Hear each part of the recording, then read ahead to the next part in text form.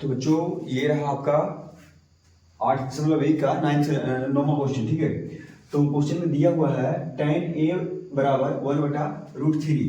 ठीक है, तो tan a बराबर क्या हो जाएगा, क्या होता है, लंब और बटा आधार। मतलब लंब और आधार का मान दिया हुआ है, तो पहले एक त्रिभुज बनाएंगे।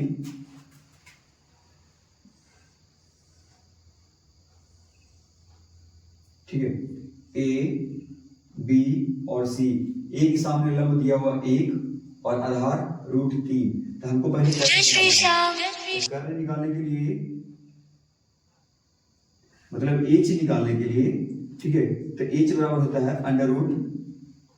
√p का स्क्वायर प्लस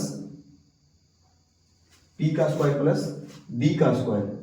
तो p का मान दिया हुआ 1 का स्क्वायर और √3 इसका स्क्वायर। ठीक है, ये √। अब लिखना है 1 का स्क्वायर हो जाएगा 1 और प्लस √3 का स्क्वायर हो जाएगा 3। तो 3 1 4 मतलब 4, और 4 का वर्गमूल क्या होता है 2, मतलब इसका एच का मान निकल गया 2। ठीक है, ठीक उसी प्रकार अब यहाँ पे क्वेश्चन दिया हुआ है, पहला क्वेश्चन है 9th का और दूसरा क्वेश्चन है 9th का। ठीक है, तो पहला क्वेश्चन क्या है कि sin a, तो sin a का मान क्या होता है, sin बराबर होता है, sin a का मान होता है वो sin a बराबर एक का फॉर्मूला होता है लंब बटा कर्ण। तो sin a के सामने क्या है लंब 1 और कर्ण कितना हो जाएगा 2। उसके बाद cos c के बारे में पूछा है, c के सामने क्या हो जाएगा लंब। ठीक है, cos c लंब, तो cos को आधार बटा कर्ण, तो आधार कितना हो जाएगा 1 और कर्ण कितना है 2। ठीक उसी प्रकार cos a के सामने हो जाएगा लंब। ठीक है, a cos a, तो cos थीटा का फॉर्मूला होता है आधार बटा कर्ण।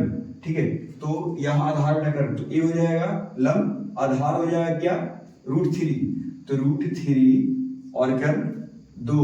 ठीक उसी प्रकार sin थीटा का होता है लंब बटा कर्ण, तो sin c के सामने लंब हो जाएगा, तो √3 और बटा कर्ण।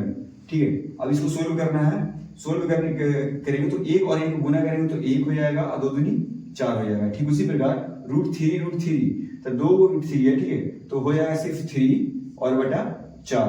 अब दोनों को सोल्व करना है, सोल्व करने के बाद अगर एलसीएम लेंगे तो इसका एलसीएम हो जाएगा 4 और ऊपर 4 से भाग दें तो 1 और 1 और प्लस 3। ठीक है, तो हो जाएगा 4 और बटा 4, मतलब इसका आंसर 1 आंसर।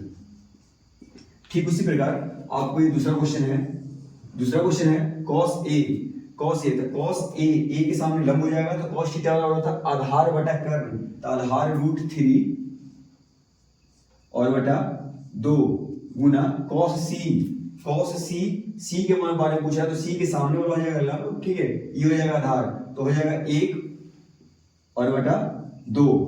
ठीक है, मतलब cos थीटा का होता है आधार बटा कर्ण, तो c के अकॉर्डिंग पूछा है, तो ये हो जाएगा लंब, ये हो जाएगा आधार बटा कर्ण। ठीक उसके बाद माइनस sin a के सामने लंब, तो sin थीटा होता है लंब बटा कर्ण 1/2।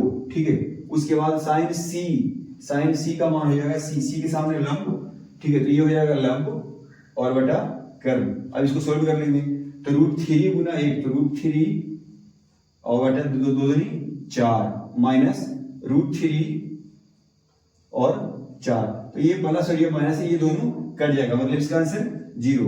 तो ये भी क्वेश्चन आसानी से बन गया। ठीक है, तो जैसा कि आपको 9th नंबर क्वेश्चन कंप्लीट हो गया है, अब लास्ट एक 10वां नंबर क्वेश्चन बच रहा है, तो वीडियो के अंत तक बने रहे और चैनल को ज्यादा से ज्यादा सब्सक्राइब करें। ठीक है, मिलते हैं नेक्स्ट वीडियो में, जय हिंद।